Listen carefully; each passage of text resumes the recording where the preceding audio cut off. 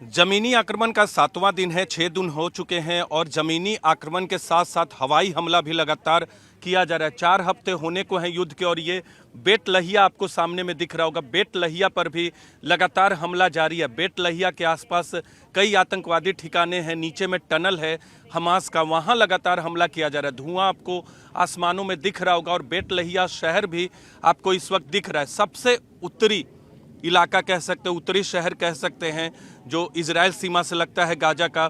और लगातार हवाई हमले किए जा रहे हैं, तोप और टैंक से हमले किए जा रहे हैं और बीच बीच में हमें फायरिंग की भी आवाज़ें आ रही है, क्योंकि यहाँ से महज 800 मीटर की दूरी पर है गाजा की सीमा। और बेट लहिया और बेट हनून दोनों ये ऐसे शहर हैं जो कि जहाँ इस वक्त हम लोग मौजूद हैं वहाँ से 800 से 900 मीटर की दूरी पर हैं।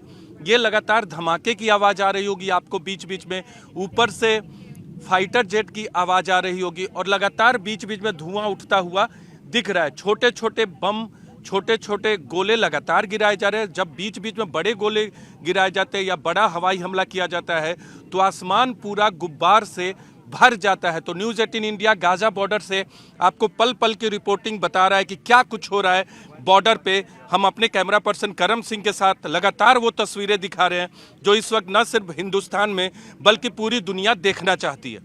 कैमरा पर्सन करम सिंह के साथ Neeraj Kumar, news 18 India, Gaza border, Israel.